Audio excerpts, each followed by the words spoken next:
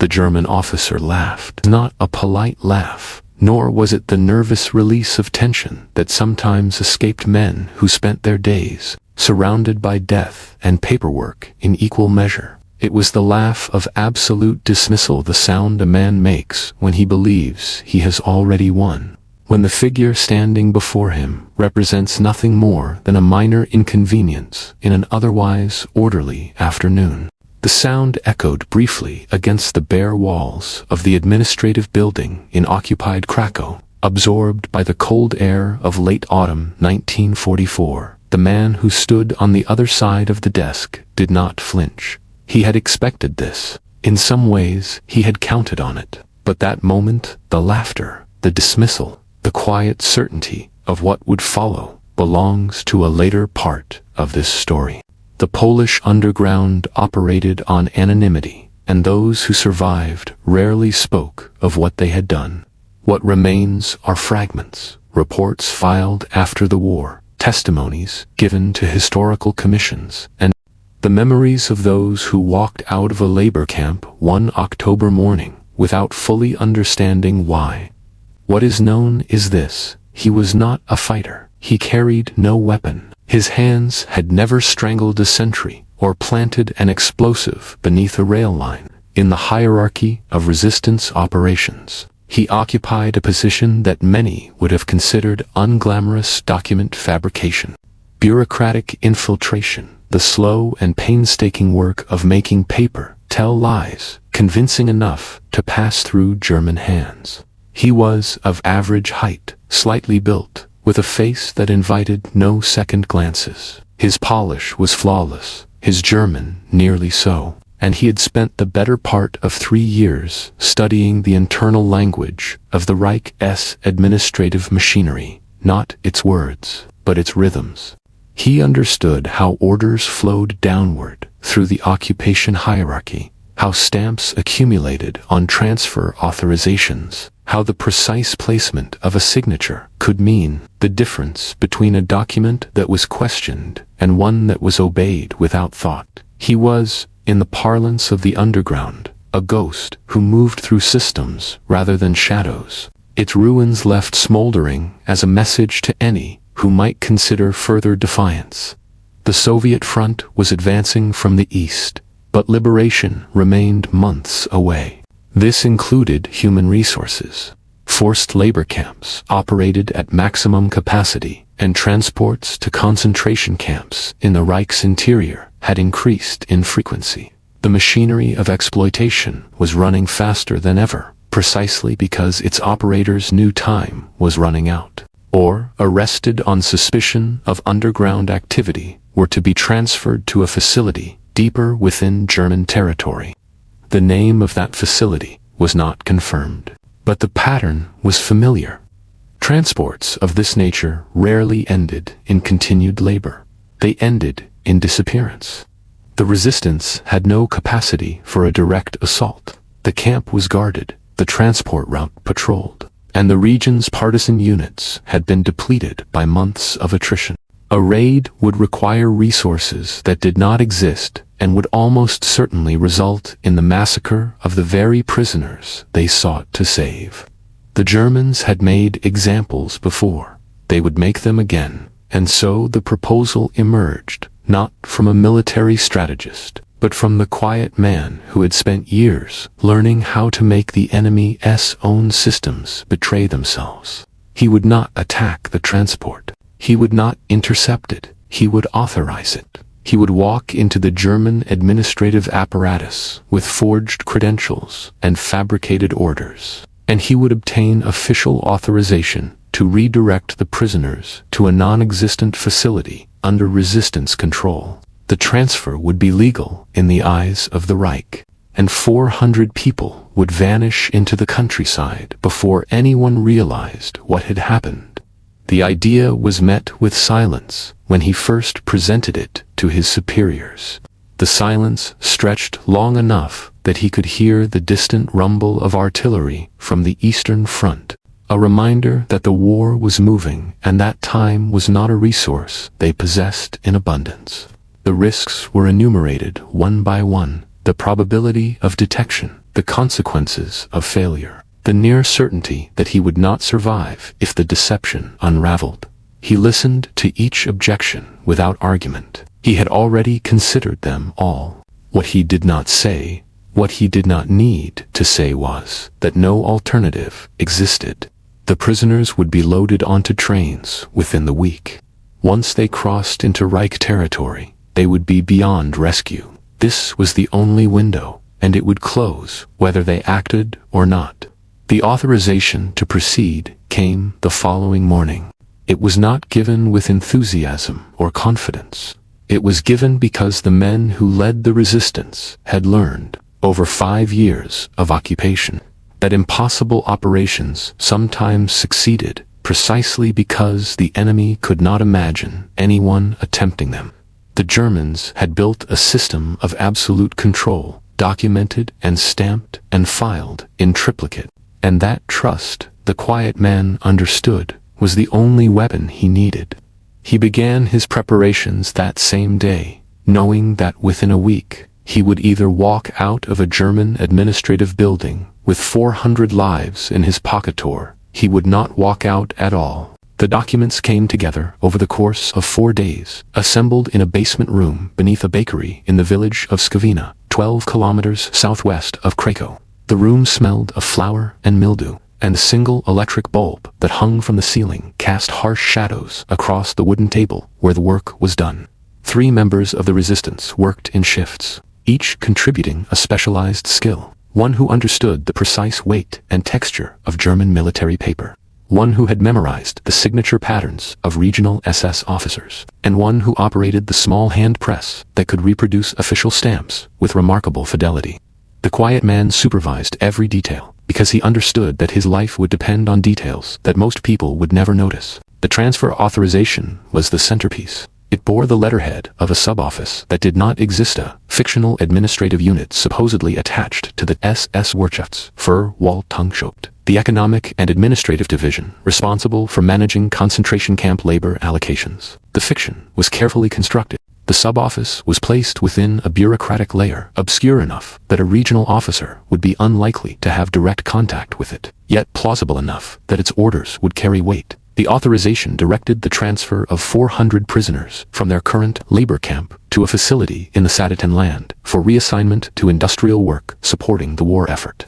The language was dry, procedural, and utterly unremarkable. That was the point. Supporting documents were fabricated to reinforce the illusion. A transportation manifest with prisoner numbers but no names. A requisition order for rail cars that had already been filed with a compromised clerk at the regional transport office. And a letter of introduction identifying the bearer as a liaison officer dispatched to oversee the transfer's administrative compliance. Each document required specific stamps, specific signatures, specific formatting. The resistance had accumulated samples over years of infiltration, and now those samples were being put to their ultimate test. The uniform arrived on the 3rd day, delivered by a woman who worked as a laundress for a German officer's barracks near Krakow. It was not a perfect fit. The shoulders were slightly too broad, the trousers a centimeter too long, but it was authentic, and authenticity mattered more than tailoring. The quiet man spent hours in front of a cracked mirror, adjusting the cap, practicing the posture, studying the way German officers held their shoulders and moved their hands. He was not simply putting on a costume. He was constructing a person who had never existed, and that person needed to be convincing enough to survive the scrutiny of men who had spent years identifying enemies of the Reich. He memorized names. The regional officer responsible for labor transfers was named Hauptsturmführer Werner Kessler, a career administrator who had served in occupied Poland since 1940 and was known for his rigid adherence to protocol. The camp commandant was Obersturmführer Friedrich Mora, a man with a reputation for efficiency and a noted distrust of interference from outside his chain of command. There were others, subordinates, clerks, guards, whose names appeared in intelligence reports, and he committed each one to memory, along with details about their habits, their temperaments, and their likely responses to unexpected visitors. He rehearsed conversations that might never happen, prepared answers for questions that might never be asked, and built a mental architecture so complete that he could inhabit it without hesitation. The morning of the operation arrived cold and gray, with a low fog clinging to the fields outside Skavina. He dressed in the basement, checked each document one final time, and walked out into a world that had already begun to feel foreign. A vehicle had been arranged, a military car, obtained through channels he did not ask about. Tanned, he drove north toward Krakow, passing through a landscape of barren farmland and shuttered villages. The war had drained this region of its vitality. What remained was silence and endurance. The first checkpoint came 7 kilometers outside the city. 2 soldiers in Wehrmacht uniforms flagged him down, their breath visible in the morning air. He handed over his identification papers and his letter of introduction, keeping his movements deliberate and unhurried. One soldier examined the documents, while the other walked slowly round the vehicle, inspecting its exterior. The pause stretched longer than it should have. Then the soldier handed back the papers and waved him through without a word. The second checkpoint was more thorough. An SS officer demanded to see the transfer authorization itself, and as the quiet man produced the document, he noticed the officer's eyes lingering on a stamp in the lower corner. There was a flaw, he realized it instantly, a slight misalignment that had escaped notice during the fabrication process. The officer looked up, his expression unreadable. The quiet man met his gaze and offered a single sentence of explanation. A clerical error at the issuing office, already noted and flagged for correction upon his return. The officer studied him for a long moment, then handed back the document and stepped aside. He reached the administrative building in Krakow shortly before noon. It was a gray stone structure that had once housed municipal offices, now requisitioned for German use. Armed guards stood at the entrance. Clerks moved through the corridors with files tucked under their arms. The quiet man presented his credentials at the front desk and requested an audience with Hauptsturmführer Kessler regarding an urgent matter of prisoner transfer coordination. He was told to wait. The waiting room was small, furnished with wooden chairs and a single window that looked out onto a courtyard where soldiers smoked cigarettes and spoke in low voices. He sat with his hands folded in his lap, his posture correct, his expression neutral. Minutes passed, an hour, then 2. The afternoon light shifted across the floor, and still he waited. When the summons finally came, it was delivered by a young clerk who led him down a corridor lined with closed doors. He was admitted to an office at the end of the hall, where Hauptsturmführer Werner Kessler sat behind a large wooden desk, reviewing a stack of papers with the mechanical focus of a man who had processed 10,000 similar documents before. Kessler did not look up when the quiet man entered. He simply gestured toward the chair across from him and continued reading, his pen scratching notes in the margins. The operation had begun. Hauptsturmführer Werner Kessler did not hurry. He examined each document with the methodical detachment of a man who had spent 4 years processing the bureaucratic machinery of occupation. Transfer authorization, transportation manifest, letter of introduction. His fingers moved across the pages with practiced efficiency, occasionally pausing to compare a signature against some internal reference only he possessed. The quiet man sat motionless in the chair across from him, his hands resting on his thighs, his breathing controlled and even. The questions came in a flat, disinterested tone. Which office had issued the transfer order? Why had a liaison been dispatched rather than communicating through standard channels? What was the specific industrial designation of the receiving facility? The quiet man answered each question with the same measured cadence, drawing on the fictional architecture he had constructed over days of preparation. His voice did not waver. His explanations were brief and procedural. He offered no more information than was asked for, because men who volunteer too much are men with something to hide. Kessler turned to the transportation manifest, scanning the columns of prisoner numbers. His pen tapped against the desk in an irregular rhythm.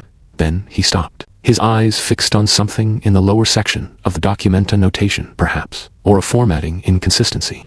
The silence in the room thickened. The quiet man could hear the muffled voices of clerks in the corridor outside, the distant clatter of a typewriter, the slow tick of a clock mounted on the wall behind Kessler's desk. When Kessler looked up, his expression had shifted. He studied the quiet man's face with the careful attention of someone reassessing an initial judgment.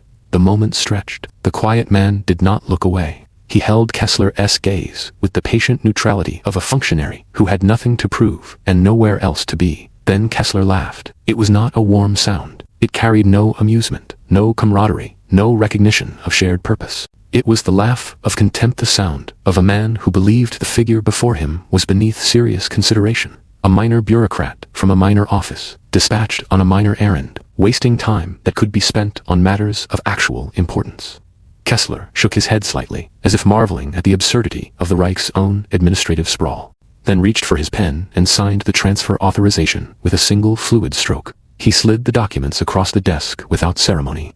The quiet man gathered the papers, offered a correct nod of acknowledgement, and walked out of the office. His footsteps echoed against the stone floor of the corridor. He did not accelerate his pace. He did not glance back. He descended the stairs, passed through the entrance hall, and emerged into the gray afternoon light of occupied Krakow, with 400 lives folded inside his coat. The labor camp lay 18 kilometers to the southwest, accessible by a road that wound through farmland stripped bare by autumn harvests and wartime requisitions. The quiet man drove alone, the signed authorization resting on the seat beside him. Every kilometer brought him closer to the moment when the deception would either hold or collapse. There would be no second chances.